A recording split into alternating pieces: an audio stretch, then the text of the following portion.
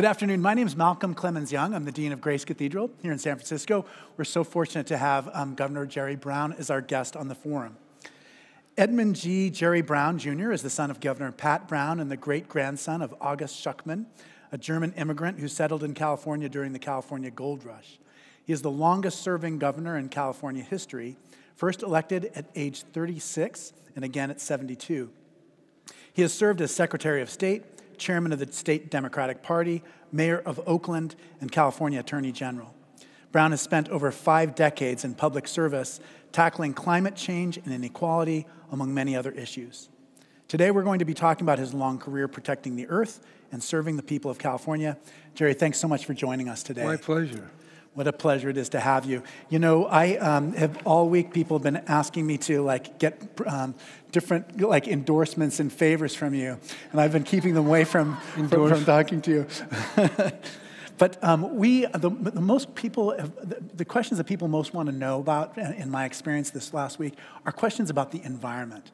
We're very concerned about climate change, and I wonder if we can talk a little bit about some of the actions we should be taking right now to begin to really advance. Well, I think first of all, I think it's very important for people to understand climate change, global warming, greenhouse gas emissions, all the things that contribute to that. So understanding the phenomenon, which is something that has only been discussed, I think it was first came to public attention, serious public attention, when James Hansen from NASA back in Maryland testified at the Congress. And that led, by the way, to the Global Summit in Rio in 1992, where the nations of the world agreed to a format, a climate framework. And that's been the basis of the climate action all these years. Well, this is going back to '92, and there have been episodes of great skepticism, denial, opposition, and enthusiasm. So I think what you have to know is it's been relatively recent, since the late '80s, and it's global. So what you do is important. What California does is important. But unless everybody is part of the solution, or if not everybody, every nation, every industry, every pattern of human activity, it has to take into account climate change and how to reduce dependence, in fact, use of fossil fuel. So California is doing quite a lot, and I could talk about that. But California is about 1% of the greenhouse gases in the world. The key to any kind of serious climate action by way of reducing greenhouse gases involves China, which is the biggest polluter by far, and the U.S., which historically has been the biggest polluter. We're the 2 big polluters. We're the 2 big oil and coal users. So we're the ones. If China and the U.S. can't work together, can't mutually compete in a good sense to reduce greenhouse gases, then it's done. It's going to get much, much worse. So what you know is that working with China is a good thing. Not to say that China doesn't have flaws, and not to say that the U.S. doesn't have flaws, different ones, but still flaws. Nevertheless, they have to work together. The most greenhouse gases in the environment that last, CO2 lasts several hundred years. And most of what's up there that provides a blanket that holds the heat on the earth, and which makes the temperatures rise instead of escaping. They hit this blanket of CO2 and other methane and other greenhouse gases. Well, America is the #1 contributor. Now it's only #2 on a yearly basis. So there's a lot of moral, logical reason why these 2 countries need to work together. And President Xi and President Biden are going to meet here next week at the APEC conference. So that's all to the good. What you could do is, I think we want to be what we want the world to be, and so reduce fossil fuels, reduce waste, reduce unnecessary packaging, try to live, I don't want to say a frugal life, that sounds too monastic, but you should live an elegant, efficient life. And by elegant, I mean not a bunch of wasted stuff here. You try to use what you need, have what you need, but not too much. And in the Jesuit seminary, we had a Latin phrase that was constantly pushed in our face, and that was tantum quantum. And what that meant was so much, how much? So much do you need, how much do you use? So there's a relationship, a proportionality between need and use. So I think that's a good for your own personal well-being. And I think it's good because we can't all think about the atmosphere and the environment, but just our own lives. Proportionality, balance, elegance in a very sophisticated sense is the watchword. And that's what the planet is not. When you emit 45 billion tons of greenhouse gas, that's chemicals in the air forming this chemical blanket, that's not elegant. It's not frugal. It's extraordinarily wasteful, and it's not needed because we have the technology and we can organize our lives in a way that that gets off of fossil fuel. Won't happen tomorrow, but we got to start, and everyone doing what you can. And as you do what you can, that spreads. It becomes normative if people adopt it and continue it. And we need to spread that pattern. Not of yourself. You're not going to change China or India or anything else. But I think it's important that we, in solidarity, do what we should do. Or if we follow Kant's imperative, whatever you do, if everyone else did it, how would it be? That kind of universal imperative. So do your climate elegant frugality in a way that I think is good for you, good for your neighbors, and good for the world. Yeah, our bishop talks often about this and just talks about this as being the first global challenge. Every human being on the planet is part of this story and needs to be part of the solution. When she... Yeah, I do want to say, just add a thing there, because we keep talking about compete with China, the rules-based order, which, by the way, I challenge you to find the rules book. The rules-based order. Anyway, China is subject to climate vulnerability just as much as America in different ways. So everyone on the planet, all 8 billion people. So we have a common vulnerability, and that translates to a common interest. And so compete in some things, but we need to cooperate, collaborate in the most basic undertaking of all, and that's living in a way that's compatible with the laws of nature. You mentioned that Biden and Xi are going to be meeting here in San Francisco. I wonder if you've been in so many kinds of conversations like that. Can you describe, what is it going to be like? What are they going to talk about? What's Biden's agenda as he's having this conversation? What's it going to be like? It'll be formal. Yeah. This is probably more informal than the Biden President Xi conversation. And they'll have their aides, and they will have been programmed, talking points. And they're probably talking about the messaging they want to send, the signaling. So there'll be a lot of preparation. And America's thinking, what can we do on climate, and what can we ask the Chinese to do? And on the other hand, President Xi's thinking the same way. And right now we're in a very hostile relationship, the most hostile it's been in many, many decades, probably since the era of Nixon and Kissinger. It's more hostile. And that began a more benign relationship. So we got to get over that, and I think Biden will be looking. Now, will Biden offer enough? Will he be open enough? On the other hand, will Xi be open enough? And I think this is a good question.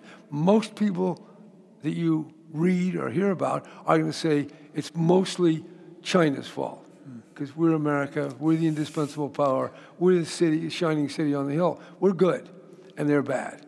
Now, I do not agree with that frame because from my earliest Roman Catholic teaching, we learned about the wages of original sin that affected everybody. Yeah. And they are that the soul is inclined to sin, the intellect is darkened, and the will is weak. And I assume that's true in Washington as well as Beijing. So I think we should approach the other side with some humility, with integrity, but we ought to be as open as we can. And from what I know, and I know a fair amount, but I certainly don't know anywhere near all the factors in complexity. It isn't clear to me who may be the block, because we're now having more drilling permits under President Biden than we did under Trump, amazingly enough. Now, part of that's because in order to get his great climate bill, which was quite extraordinary, he had to satisfy the senator from West Virginia. So in part of our process. So we have our oil, China's building their coal plants, and there's a lot to talk about, and I hope they will find, there'll be some agreements. For example, reducing methane. Methane has two salient characteristics. Number one, it's 20 or 30 times more heat trapping than carbon dioxide, but it only lasts 15, 20, 30, or 40 years. So it's out of the environment quicker. CO2, once it comes out of your tailpipe, it's up there 200 or 300 years. So they may agree on reducing methane, and that's a concrete, it doesn't affect the economy quite as much. But when you try to eliminate fossil fuel, then you start slowing your economy, and that's really challenging for any political leader. Yeah. You know, the cap and trade auction systems, I wonder if you can talk a little bit about them and about just their future in terms of how we address environmental problems. All right, cap and trade. How many people have not heard of cap and trade? Would you raise your hand? Oh, you've all heard of it. Okay, one person. Well, three people. Schwarzenegger got it going. It was originally a Republican idea to introduce a market mechanism into the reduction of greenhouse gases. And the idea of the market was government artificially puts a price on carbon, and because of that price, people will use less carbon because it's more expensive. So you put a cap, and we say, all right, you can only emit 100 units of carbon. If you go over that, then you got to pay a price. And so that's what we have in California. The problem is, to really get you not to emit carbon, the price has to be pretty high. It's maybe $30 or $40 right now. If you really want to discourage people, it might be 150.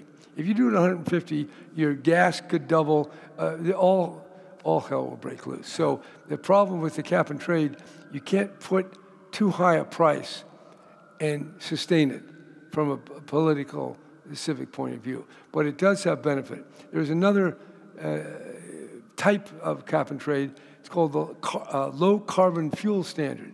What that means is, for companies, they have to come within a certain emission limit.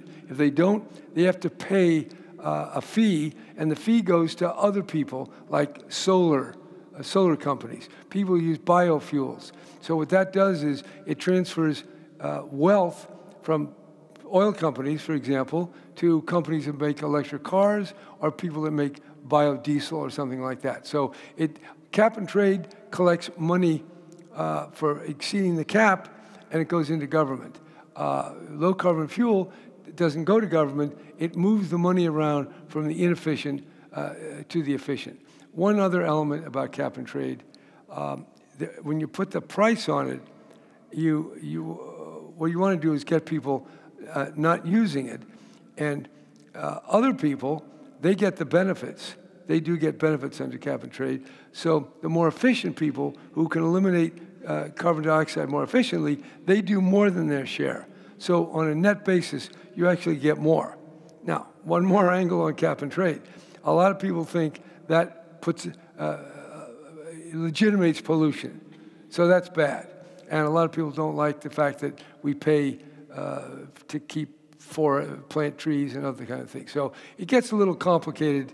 Like all these things, the more you get into it, the more complex it gets. And that's probably one of the reasons why we're not doing enough. Because easy to talk about in general, but when you had to operate from the government, you get very precise regulations. People argue about it, you modify it. It gets so darn complicated that it's challenging. But Yeah, cap and trade, in summary, cap and trade is nice, it's good, but it's not the major factor.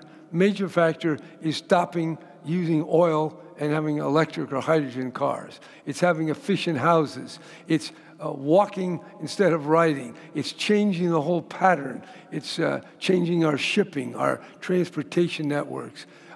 It's the transformation of our way of life in the world today. And it's not one thing, it's many things. And that's why maybe this cap and trade, well, it is why why climate is so hard to deal with. It's not just one thing, stop oil. No, you have to do many, many things, and you need many inventions, many new technologies, and you need changes in human behavior. So you put all that together, and you are challenging the human race to transform themselves. Yeah, and it's international, so it's not just within a single municipality. No, it's the whole world. Everywhere. You're asking what has never been. So it's almost like a conversion. It is. It's a conversion of the of humanity. Yeah. So, you've been involved in election reform. I wonder if you had a magic wand, what would you do to improve our democratic system? Yeah, I'm glad you laughed. Well, I figured you probably had a lot see of... the humor in it, because the tragedy of it is pretty hard to deal with. Well, what would I do? Some people think proportional voting gives a more balanced set of factors, but it also can create a lot of confusion, like you see in Israel and like you can see in Italy and some of these places with proportionate voting. So one person, one vote, not having like a senator well, from North Dakota. Well, if you elect people, you could get 10% green, 10% right wing, 20% Christian Democrat, 8% socialist. So all these voices are there. As far as that rank choice order, I have a hard time figuring that out. Theoretically, it's supposed to be more democratic. I like to know who I'm voting for. So when number 3, or whatever the hell that works, I think it's questionable. So I can't tell you. We've had this system. It's mired in money. The money is incredible. You just got to get money, and people who are offering money, in many cases, they want something. So you're biased. And people talk about implicit bias. Well, the political system has explicit bias for all the moneyed interests, and they come from all sides: labor unions, oil companies, banks, all the rest of it. So I don't know. I would like to. We could spend the rest of the... Yeah, I like that, though. I mean, it's just a good reminder of just like how do you control money? And the money's a problem. The media's a problem. Everything's about clicks, making news, being memory clever. But this is part of the human condition. It's a messy business. I wouldn't get overly excited that we have the greatest system in the world. I know we say that, but it's got a lot of flaws. Now we can look at the other ones. They got different kind of flaws. So how you can make it better, like when we're looking now at the Washington and what's going on in Congress, President Trump may win again. Yeah, this is not a topic that you will go home enthusiastic. So I think I'm gonna stop here. It won't inspire us. I think it's a worthy topic of discussion and reflection, but I would prefer that we devote an entire hour to that. Otherwise, as I go thinking one thing or another in my mind, this is a bottomless pit. So I just give you that little taste of the problem. But do not feel comfortable with the system we have or where it's going. Yeah. Can you talk a little bit about that? Just like, what has Donald Trump revealed about America, and where is all this going to have a presidential candidate who's doing so well in the polls? He wants to deny the election. Yeah. And he wants to, his interest in building up Taiwan, which could provoke a war with China, and then we could have a war in Ukraine, we could have a war in the Middle East, we could have a war in China. That would not be my advice on where we're going, because we're pretty overextended the way we are. So Trump is not reliable, not a reliable guy. I can say that. I sat in the helicopter with him when he came out for the Paradise. Oh, right. So I sat right across from him, and his son-in-law, Gerard, he was sitting over there, and Gavin was on the other part. It was just 6 of us in the helicopter for an hour. So that would take another hour for me to to tell you what I learned, I will say this. Well, this is going to be, no, I don't want to get into the criticism, but Trump is not my cup of tea. This is not what I think America needs, for sure. But just because I always like to take it one step further, Trump is not our only problem. We not just climate, but the conflicts that are going on in the world can easily escalate, and we don't know if they're going to be contained. The nuclear weaponry, 13,000 nuclear warheads, all most of them bigger than what was dropped on Hiroshima, many times bigger, big problem. And the systems that control them, software, are not 100% reliable. And we can have false alerts. The ICBMs, intercontinental ballistic missiles, they are supposed to be fired on warning because they're there. If you don't use them, you lose them because they can be hit. The Russians can hit them, maybe even the North Koreans now. But if you fire them before you know a weapon actually is coming, you may have a false alarm. And we've had false alerts. William Perry, who I just saw yesterday down in Palo Alto where he lives, 96 years old, former Secretary of Defense. When he was Secretary of Defense, he got a call at 2 in the morning that the Russians had launched several missiles heading toward America. And he did not call the president. He didn't think, because of the way the state of the world, he didn't think Russia would be doing that. And it turned out to be false. There was another instance in Russia where the captain in charge was told missiles are coming, and he didn't go up. He kept it to himself. It turned out that it was some light from Greenland. It was a mistake, and there are a few others of those. So there's the ever-present danger of a blunder. All the more reason why arms control and dialogue is so crucial. But what we're finding is vituperation, rhetorical enthusiasms of us against you. And yes, there's there's bad repression in China, coal plants, Putin invading Ukraine. But if we escalate to a nuclear war, we're not talking about hundreds of thousands. We're talking about hundreds of millions. And so you have to be able to operate on many levels.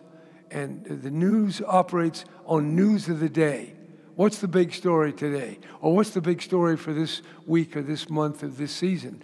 But our leaders have to think of the big things. And the big things, the ultimate big thing is runaway technology. And that's nuclear, that's fossil fuels leading to climate change, that's not only pandemic, but biothreats. And the threshold for manufacturing dangerous pathogens is getting lower. And with artificial intelligence, it'll speed up even more. So biothreats is big.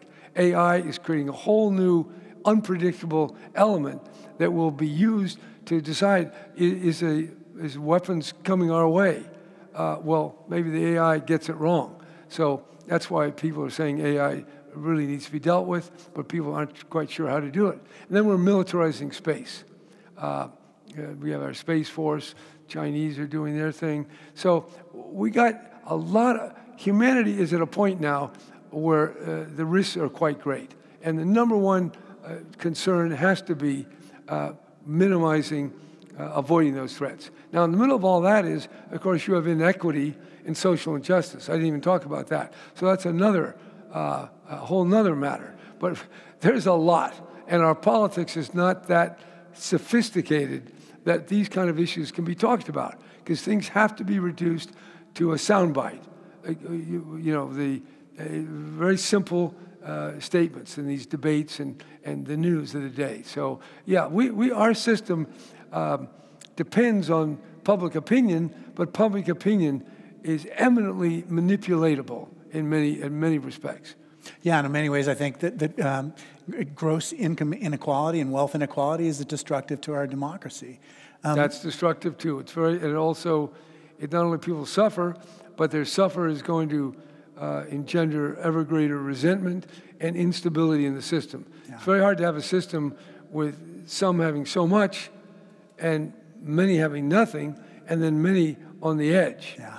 Tens of millions on the edge. So that also then opens the way for demagoguery. People are looking, it's so complicated, what could I do? And Trump comes along and said, I can solve that one in 24 hours. So because if your anxiety is great enough, you'll have a tendency to want to believe that. I do believe that phenomenon of the extremes is a function of the inequality, the insecurity, the lack of legitimacy in the way our society and our economy is unfolding. Yeah, it's a very interesting time. I was at a dinner 2 nights ago with someone who's doing artificial intelligence music. So there's applications to it that that's a cultural, artistic application, but there's so many different ways it's changing the playing field.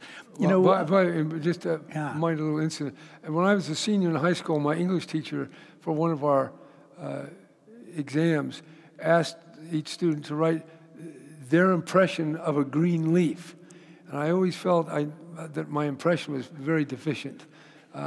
And I've always, every time I see a tree, I say, can I feel that one a little more? Yeah. Well, I had ChatGPT. Right, you asked it. And I asked your impression of a green leaf, and it was pretty good. Yeah. It was better than mine, by far. So the AI had more impression than Jerry Brown in 1955. It's okay to check it out for first drafts for sermons too, but man, the robots are not anywhere near to being ready for prime time. So you've had so many important positions in the state of California. You've been governor, mayor, secretary of state, attorney general, the party chair. Is there one of them that you liked best or better than the others? How were all those different roles different? And what did you appreciate about the Well, first of all, I have to say, candor, I liked them all. Yeah. Because not having them is not good. Right, exactly. Then you can't accomplish anything. What else are you going to do? Yeah. So they're all exciting. They're all interesting. They're all in varying degrees important. I liked being mayor of Oakland, as I remembered Secretary of State and governor. Of course, that was very exciting. Running, and I was a young guy in my 30s, but I liked being mayor of Oakland. It was concrete. What I could never get right as governor, we deal with bills, maybe 1,200 bills a year, and policies, housing policies, water policies, crime policies. But when you're mayor, you deal with a condominium project at 14th and Broadway. You deal with crime, sideshows, out in various parts of East Oakland. And you could see improvement. It was after the recession of the 90s. And I became mayor in 1999, and I was able to attract a lot of building. I set as my goal to bring 10,000 people to downtown Oakland, and that happened. At that time, that was unimaginable. Oakland was, not too much was there. A few Vietnamese restaurant, which by the way recently closed, not much was there. So bringing builders, I remember having the guy from Trader Joe's and driving around. Say, here's the spot. What about over here? Yeah. Well, he didn't come, but 2 years later he did. So that concreteness, that it's not crime, it's someone injured or murdered or robbed on this street that you could visit, you could see, you talk to the police.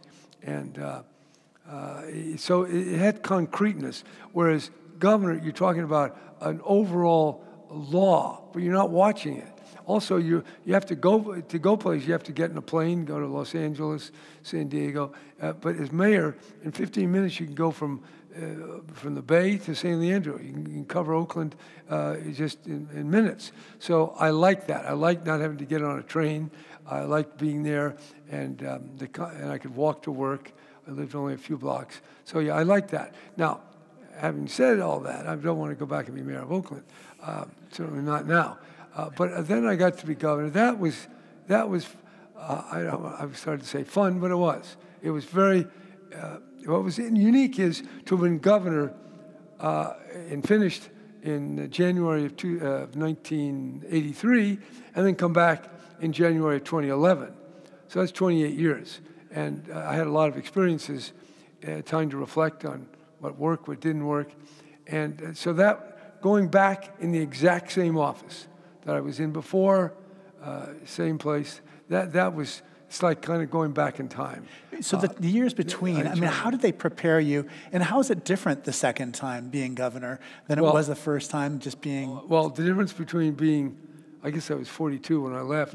Yeah, 36 when you became governor first, and 72 when you became governor the second Well, 81 when I left. Yeah. So, yeah, older. Yeah. Older, that's different. Yeah. So your life, when you're 80, life's a lot different than when you're 36 or 38. Your whole perspective, your time frame. But also, you do know more. I think I'm more cautious, but more knowledgeable. Also, when I went the first time, I was one of the youngest. So everyone in the legislature was older than me, and they didn't take me that seriously. The next time around, I was the oldest. And I knew more than all of them, so I had a little more respect. So I enjoyed that. The first time I had to work very hard. I didn't get that much respect anyway. Maybe I didn't deserve it. But in any event, the second time there was more, I knew more. Also, the problems were clearer. In 1975, yes, the unemployment rate was 10%, but what the state government had to do was not as clear as in 2011. Yeah, 2011, California had $27 billion deficit. Well, that became the organizing principle to reduce that deficit, which we did. We eliminated it entirely, built up a rainy day fund. So that was good. Also, between the first term and the next, climate became into focus. So our programs of pollution control, the electricity from renewables had advanced. We're 25% renewable. So there's a lot more, we were further down the path to dealing with renewable energy, building efficiencies, and things like that. So I knew more. I got I could pick a team that was more experienced. Also, I was married. That's a big deal. Right, that is a big deal. That's my wife's here in the audience, so I'm going to be careful. There she is. Ann is in the back, in the red. Right, yeah. All right, so I had Ann. Ann is not into politics. I'm into politics. But she's into management, and she knows how to manage things. So if you put political with management, you get a coherent office. And that's exactly what we had. And she was a key advisor, not only in recruiting the key people in the governor's office, but in helping. In fact, even some of my veto messages that she actually composed with a little bit of editing on my part. So it was... Yeah, it makes a big difference to have that person in your life and what kind of team you can set up. And also, when I was there the first time, I lived in an empty, underfurnished apartment. Right, so I remember would like that. to stay... I didn't want to come home early, so I would work late till 8 or 9, then I'd go over to the local pub or Frank Fat's and stay till 10:30 or 11, then I'd go home. So with a wife, you want to get home earlier. So. Yeah, I love the way when you talked about just the world looks different when you're 80. It does. There is a way in which, when I was a younger person, as somebody who's 56, I appreciate the Psalms from the Old Testament in a way that I just never did at any point in my life.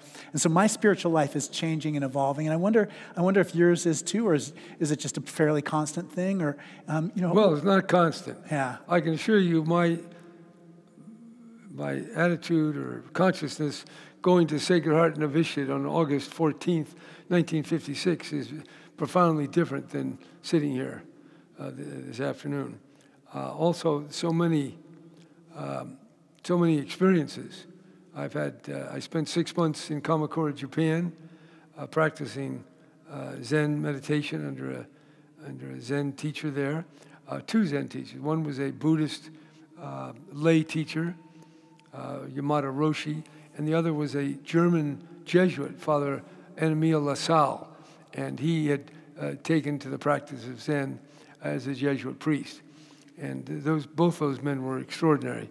And Father Lassalle was extraordinary because he was in Hiroshima the day the bomb dropped, and he was able to walk out.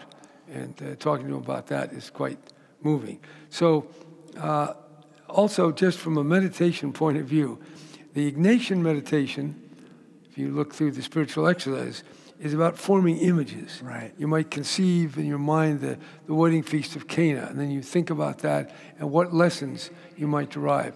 The Zen meditation, and Zen is a more severe practice, you don't have any images. You're just supposed to sit on your cushion and breathe. Breathe in, breathe out. Now, it turns out that I could do that for 10 hours, whereas 1 hour of the Jesuit meditation, it was very hard to keep the imagination. I agree. Or how it worked. I'm sure you can master it in some way, but the Zen meditation, while can be difficult, it also, it's a different kind of experience. And the Christian perspective would call the prayer, the centering prayer, yeah, right. prayer of simplicity. Yeah. And within the English tradition, there's a very famous treatise called The Cloud of Unknowing. Right, exactly. So The Cloud of Unknowing, which is a book I've read a couple of times, I very much was impressed with. The Cloud of Unknowing, the author says you should focus on one syllable. And it sounds just like a Zen meditation, where you're supposed to focus on one syllable. And that quiets the mind. And as the mind empties, then you're more receptive, and you see more clearly. That's the idea. So I would say that practice, and by the way, Zen practice does not have to have a doctrine. In the place that I went, there were Christians, there were Jewish people, there were Buddhists. So Zen, from many perspectives, is not part of Buddhism. It is in Buddhism. It came out of Buddhism, but the practice of attention, of meditation, or what they call zazen, that I think transcends any denomination. Yeah, I find I've definitely done the meditation practice like the Ignatian exercises, but I do find like meditating on a passage, the words, and that emptiness is much more helpful to me. You know, I think of the stress that you must have been under at different stages in your life. I think about like vetoing the legislative budgets, for instance. Did you find a kind of strength in your spiritual practices that were at all helpful in moments like that? I can't say. I haven't been too stressed. Yeah. I do get stressed. I've had a few stressful experiences. Generally, I give more stress than I receive. That's great. So that's helpful. I would like to tell you that my Zen meditation has made me calm, and it hasn't. I'm a bit reactive. I get it. But just think of how reactive you'd be if you never started practicing. Yeah. Well, I'm very enthusiastic, and I do get excited. But I think that's good because life is very exciting, yeah. And it takes enthusiasm to persevere. Yeah. You know, when I was in college at Berkeley, George Deukmejian Jr. was on my floor. So his dad was the governor. He was living on my floor. And I wonder if you can reflect about what it was like for you being at Berkeley, having your dad be the governor. And, you know, in some ways for George Jr., I wonder how much it it was prevented him from having a more liberated experience of the college, and to what extent it, for you also, opened other kinds of doors. But what was it like having your dad be the governor and being a student? Well, I don't want to dispel anybody's views, but having your father governor is better than not having your father governor. There's no doubt in my mind. George never said that. No, there are plenty of benefits, privileges. No, there's no doubt. It's a good deal. Yeah. I got a very good deal. Of course, it was a good deal to have my grandmother, August Schuckman, who read me Bible stories when I was a little boy, and she would tell me about the mountain house where she grew up, and how special it was. And I ultimately went and built a house on the very spot, or the very place 200 feet from where the mountain house was. So it was good to have, she was a very curious woman, lived to be 96 when she died in 1974. So that was good, because I think she had the openness and the seeking. She had the quality of a seeker. And we would often talk about, she didn't like the Catholic Church, by the way. Yeah, yeah. So in my fervor, I'd always say, Grandma, you were going to hell if you don't straighten up. So that was, I can imagine that was a lower order consciousness that I had. I can imagine her being kind of like one of your teachers, just in the way that those teachers at Berkeley were too. And Well, I forgot to tell you, being at Berkeley, I'm Brown, Jeremy Brown. What the hell? Nobody knows my father. Yeah, right. But if your last name is Deukmejian, it's kind of a different thing. Deukmejian. And your first name is George. It's Yeah, I don't think anybody paid any attention to me at Berkeley. We have a tradition at Grace Cathedral where we collect questions from the audience. We're collecting a zillion questions. And I have only asked you like 2% of the questions I wanted to. But I want to be a good sport and share the chance to ask questions with everybody else. All right. Dear Governor Brown, I am a senior at University High School here in San Francisco. This semester, I've been researching the role of organized labor in California agriculture with the goal of incorporating my findings into a lesson plan for one of our history courses. To that end, I was wondering how you saw and felt the impact of agricultural organizing in your first versus second terms. Very good question. About the United Farm Workers. First of all, the United Farm Workers under Cesar Chavez was a very powerful movement.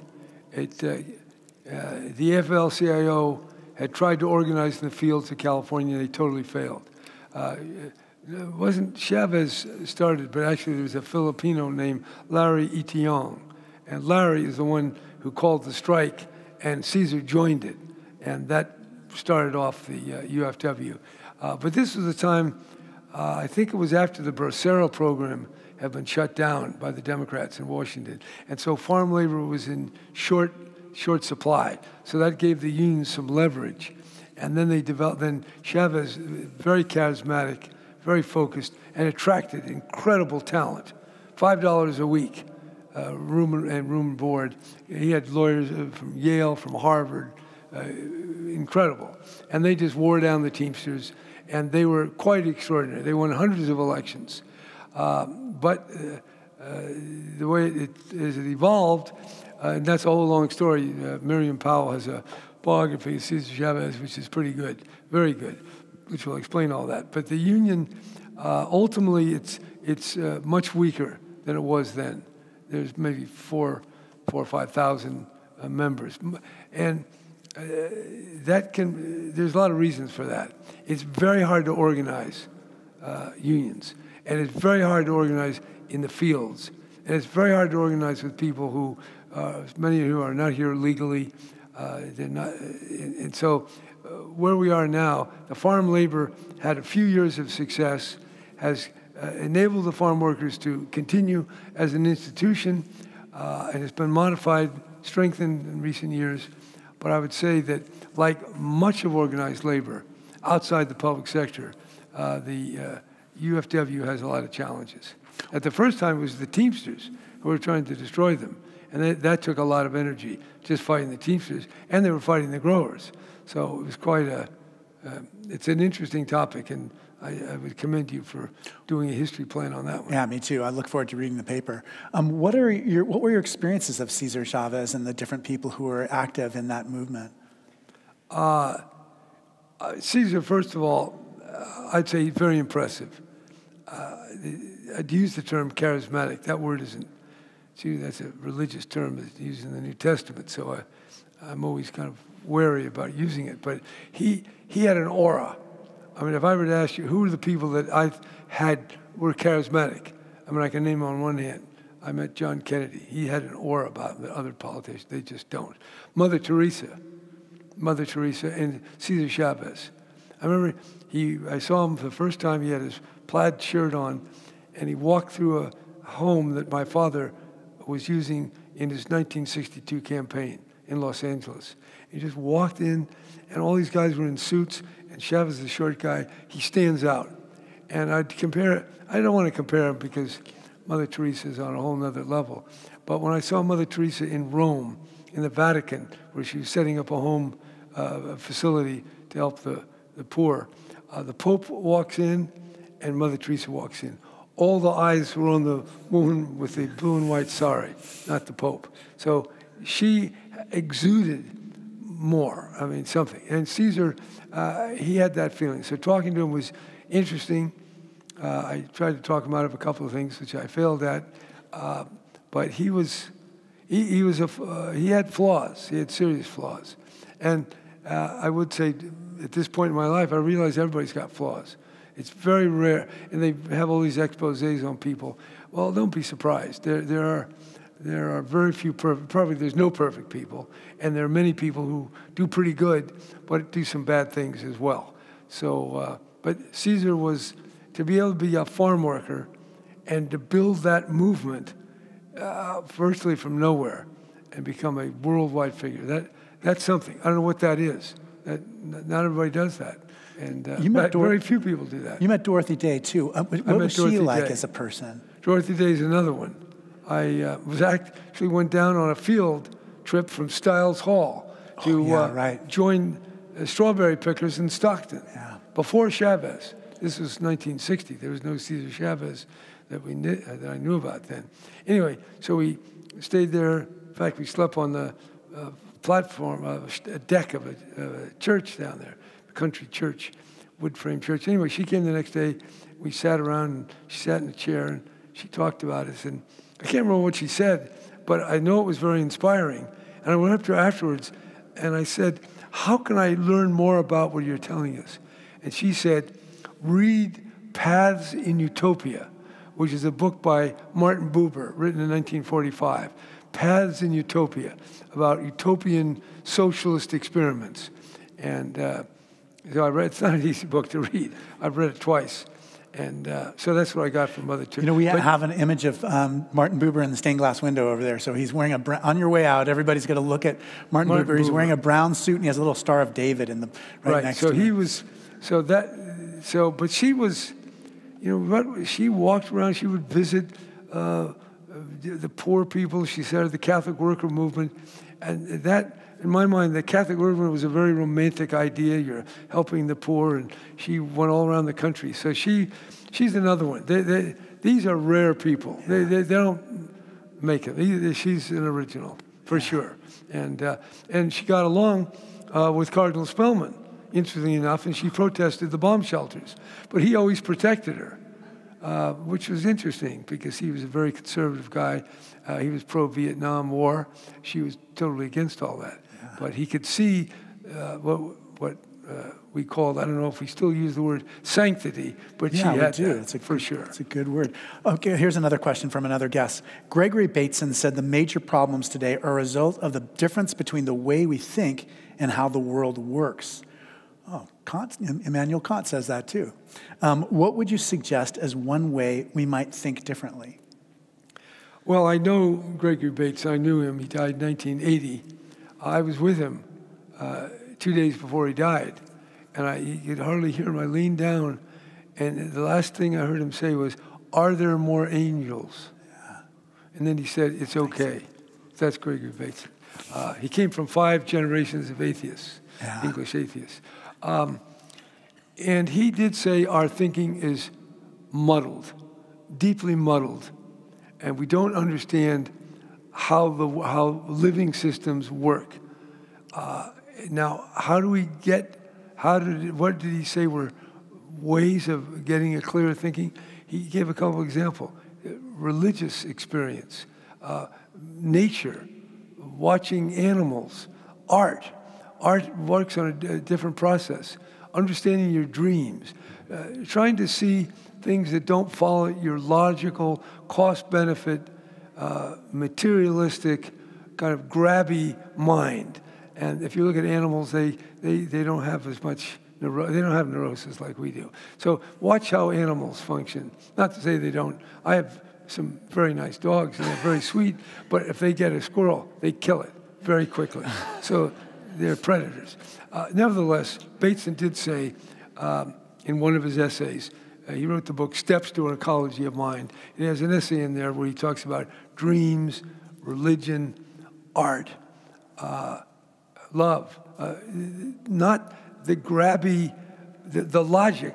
All, we run the world is running on management and what works and efficiency. Well, the biological systems, they run on, on what works, but their efficiency is different than ours.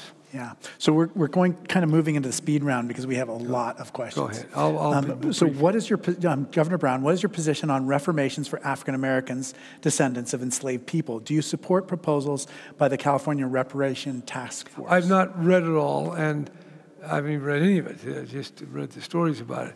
I am a little, I think we have to achieve justice in contemporary terms. And the stain of slavery, I don't know, we certainly haven't gotten over it yet. Maybe knocking over for many decades ahead, decades to come. But I would say that if there are issues, like one of the issues they talk about providing compensation for prisons. Now, we have prisons. George Schuckman built 12 of them. Prison reform, law reform, but also adequate law and order. I think we should deal with crime and punishment and rehabilitation on its own terms. And if there, and then equalization, whether it's income assistance, income supplements, scholarships, housing assistance. I think we have to deal with the problems. And we have in our society waves of people who are quite disadvantaged. Immigrants that have come that worked in the fields, still work in the fields, many people. You have people who have fallen by the wayside because of addiction, maybe no fault of their own. So I think you have to, as much as possible, look at the totality of California, all 40 million, and what is your hierarchy of good that you want to do. But you got to do it, I think, all human beings. We're all similar. We have different experiences. There are Jewish people who, some are still alive, who were in the Holocaust. They have a disadvantage. They have, wow, what they experienced. So, and you have a lot of people who, we have them up, Native American people that were totally deprived for thousands of years. They're here, they're pushed out. So what is the compensation there? So I think justice and creating justice needs to be the framework. Compensation is, that's a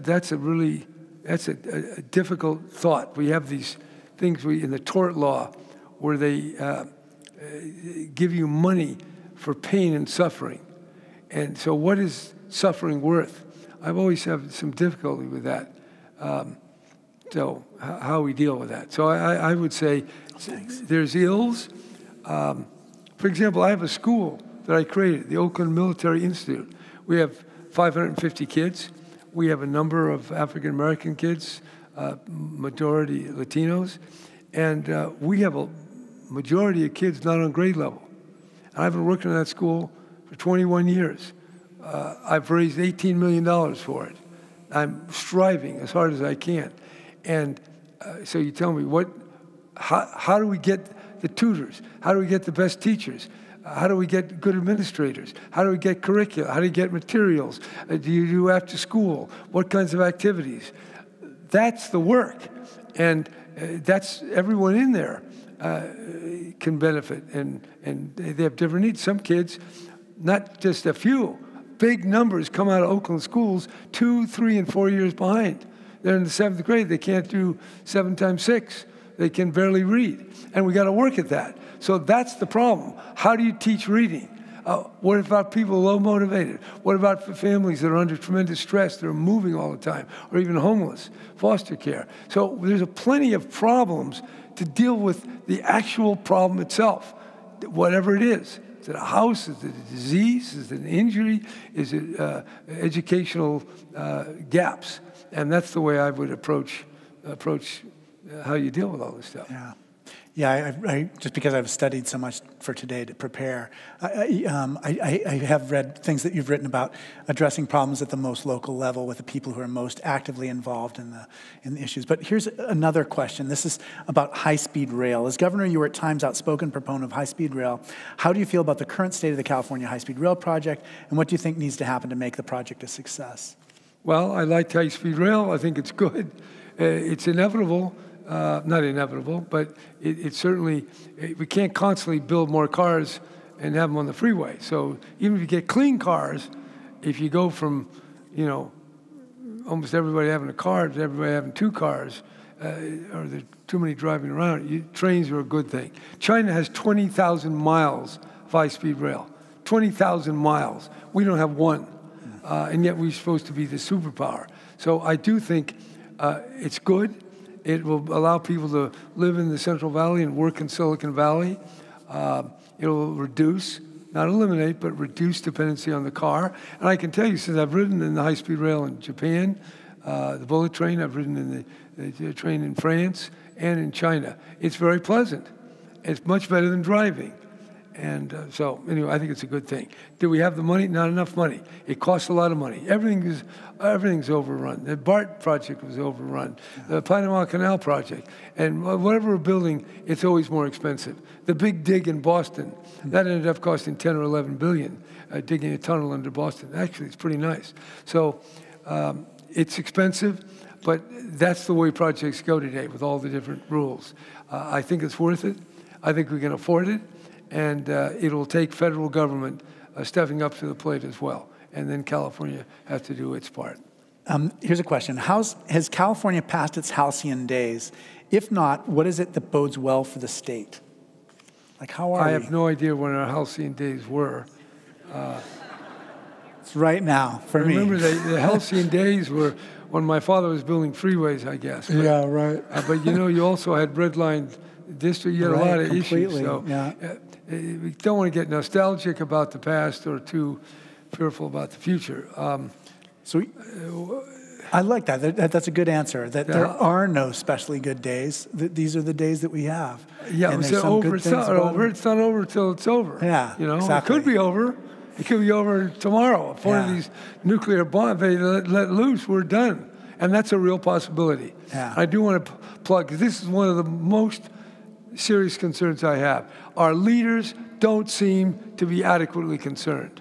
I brought Bill Perry and Sam Nunn to meet with one of our big leaders. I'm not going to tell you who. And I wanted to have Bill Perry tell them about the danger of nuclear accident and mistake. And this great political leader, after 1 minute, changed the subject to politics. Could not sustain more than a minute of conversation on this serious thought. And I do think the way we go around talking about serious, lesser issues, but we forget about the big issue, the Big Bang. It's over. We have, you know, nuclear bomb. Hiroshima was one thing, one little 15 kiloton. Now we have, you know, it's unconceivable. 200 bombs would create a nuclear winter that would starve billions of people, quite possibly. We don't know for sure. We're like children playing with nitroglycerin and dynamite and matches. It's crazy. So I think that's the big problem. Will our leaders wake up in time to act prudently? And prudence is the virtue that's That was missing. one of my biggest questions for you, was about nuclear, because, you know, George Shultz was here, talked about nuclear the whole time. Our former Bishop, Bill Swing, talking about nuclear all the time. I'm grateful for that message. And nobody's talking about it. And no one's talking about it. You probably have never heard about nuclear. Yeah. All of the people who are talking the most about it for me are the people who are in your generation. Right, the thing is over. Yeah. Well, it was over kind of the Cold War because Reagan talked with Gorbachev, and we went down from 70,000 nuclear weapons in the world to about 13,000. But now we're all building up. Russia's building 5 new systems. China's going from 400 ICBMs to 1,000. America just came up. Washington has a new report urging us to match whatever bombs the Chinese build. And if we do that, then the Russians say, oops, you're building your weapons, well, we'll match that. And then as we do it, then the Chinese, and if the Chinese build, then the Indians are going to be afraid of that. So they'll want to build, and if the Indians build, the Pakistanis want to build, and we're off to the races. And it gets the more dangerous. So the most imperative thing is for the leaders of the world to deal with the biggest problems in hierarchical order. And nuclear is right at the top, and it can be handled. And then you got climate, then you have global starvation, and you have pandemic, and you have AI and space, and there's a few others that I won't bother you with. We're running out of time so quickly. What advice would you give to somebody who is running for president?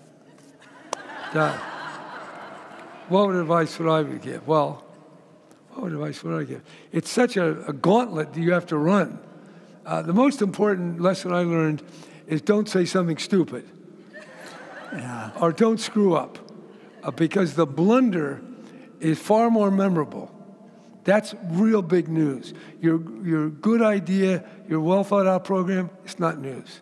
It's not there. The news is news is man bites dog. We've never seen a man bite a dog. So if you see it, that's news. Well, the mistake isn't it? It's not the ordinary good deeds. So I would say try not to put your foot in your mouth, or do something stupid, which you can do. And yeah, we all do things that are stupid. I did a few myself. Then I think you have to create, I think what the vision, John Kennedy spoke at the American University in June of 1963. Before the year he was assassinated. He talked about the testing. Then we had nuclear testing that had radiation in the atmosphere. We had atmospheric testing. And he gave this talk to stop the testing and reaching out to the Russians, Khrushchev. And he said, Khrushchev, the Russians, your grandkids and mine, we're all going to inherit the same planet, and we all breathe the same air. It was very eloquent. It was a one world. It's what I would call planetary realism. He didn't use that term. But it was we're all in it together. I don't hear that language. I hear competition. I hear but I don't hear that sense we're all in it, and we all are. It's hard to believe this big planet, but it can be affected by climate, by weapons, by plague. It can be affected. So I think the president has to speak in those large terms, give engender confidence in America, but don't do it by vilifying other countries and pointing at their evils. I think if you can do that, now it's so easy to just be anti-China, anti-this, anti-that. That's the currency of the realm. The congressmen love that when they have, but that's bad. And the trouble with democracy, it can devolve into demagoguery and ultimately, a mob kind of situation. So I think eloquence, not saying something stupid, not being careful, appealing to people, but encouraging their better, as Lincoln talked, the angels of our better spirit. That's where we got to go. Just read the second inaugural by Abraham Lincoln. That would be my guidance for anybody. The better angels of our nature. Right? Yeah, that's beautiful. I can't believe we went through time so quickly. But I would love it if you could talk a little bit about just signs of hope that you're seeing, because you have seen a lot of decades on this mortal coil, and I wonder what you see that is giving you hope for the future. Well, hope. That's a good question. Albert Camus didn't like, if you read the myth of Sisyphus, he has some commentary on hope that you might find interesting. That's right. That's good. But you got to have faith, hope, and charity, all three. By the way, in the Buddhist, we talked about, they would say, what you need is great faith, great commitment, and great doubt. Yeah. The doubt was the goad to push you forward. But the hope, I say, well, just recently, I'm here at I live in Calusa, place where my great-grandfather settled, and my grandmother grew up until she was 18 and moved to San Francisco and met a guy named Edmund Brown, my grandfather. But just being there last week, we picked our olives, our olive harvest. We collected over a ton of olives. We already had them pressed into olive oil, which we make.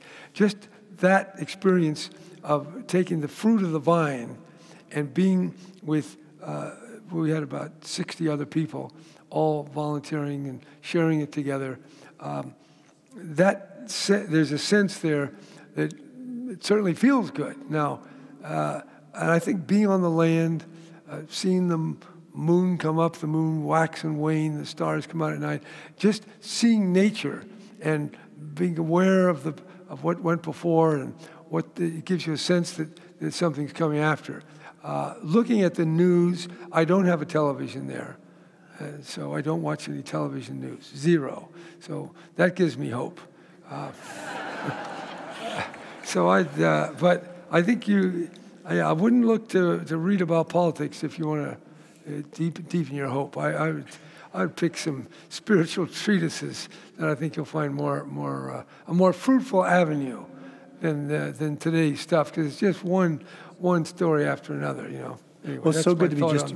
Although don't misunderstand me. I like politics. I spent 50 years at it. I ran for every office I could, so I'm bit schizoid at that. This is one of the questions I didn't ask, but is there something that people who have been that close to politics know about human nature that's different than people in other fields? Like is there something you learn from all that politicking? What did I learn? I learned, you learn about the best qualities of people. Yeah. Politics is grasping, grabbing, manipulating. You're trying to get ahead. You're trying to win. You don't want to lose. So it's a very competitive environment, and it all depends on how you look. It's almost like the government is dependent on the news, right. And government functions to create news. In fact, when I sometimes characterize politicians as unpaid content providers. They're providing content for the media. So there's another thing that I got in my Zen experience in Japan, where you had certain vows that you said, and one of them was, illusions are endless. I vow to cut them down. Right. So that's a good lesson for politics, because it's full of illusions. In fact, it's the illusion business, like the movies, I guess. And politics is kind of a movie. Warren Beatty told me that he was in the White House when Reagan was president, showing the movie Reds. And at the intermission, Ronald Reagan, the president, came back to him and said, "Warren, I can't imagine how anyone could run for president if they hadn't first been in the movies." Wow. So that's from the master himself is telling you so movies, politics. Was this about hope? This is the way we keep getting back. It's you're the one who was elected after our two actors. Oh, what did we learn? What did I learn? Yeah. Well, first of all, I learned a lot in the Sacred Art Novitiate. This was the pre-Vatican II Catholic Church. Latin, silence, abnegation, mortification, the whole 9 yards. This was, you don't see this so much anymore. But Ignatius, in his in the spiritual exercise, in the first principle and foundation, talks about indifference. And indifference, he says, whether you have a long life or a short life, riches or poor, honor or dishonor, wealth or poverty, you should be indifferent. The only thing, you should be open, you should be not attached, to be available to do the will of God. Now that's a pretty severe doctrine. I don't know who can follow that. But having that as an idea, in an attempted practice, certainly I tried that as a Jesuit. Then going into politics, where everything is the opposite. The contrast between those two things is very enlightening. It's a tension, it's a contrast that can open your mind and keep you wondering and noticing. So I would say I certainly have a darker view of human nature than I did when I entered the novitiate in 1956. The world looks, and people, I must say, people are very flawed. Very flawed. And history looks pretty bad. On the other hand, there's a lot of good stuff. We got a very good harvest of olives this year. People were generous. So it's this, in fact, when I went down to see Bill Perry, I asked him this question because he's 96. I said, "Bill, given where the state of the world is, what do you think about? What are you doing? What is it?" Well, he didn't give me that good an answer. So the question is, looking at the world, not covering your eyes, not cheating, not pretending it's prettier than it is, but also seeing the beauty and having gratitude for what is. That's the exercise. I can't say why, or I can't give you an argument, but I know gratitude is better than bitterness, and I know enthusiasm is better than being sullen or despaired or any other emotion. So I can't tell you why, but I am really enthusiastic. I love each day when I get up, and when I walk my dogs at night and I look up at the stars, I think my grandmother Ida, that she was there as a little girl. And what did she think? Did she feel like I feel? Did she have something else? So I feel that's a wonderful way to be. And I don't know how long we're going to have this world, but on then we know our lives are coming to an end. So our little end is around the corner, depending upon how old you are, but it's coming. Whether the world's going to come with us, we don't know. Hopefully, things will turn out better than I think they will. Well, you know, I'm so very grateful to you, Jerry, that you chose to exercise your ministry in the public sphere rather than the ecclesiastical sphere. Right. And I've always appreciated just your orientation towards the future and your passion about the future. So thank you so much for being on the job out there, and we're so grateful for your being here today. Thank you for showing up. All right.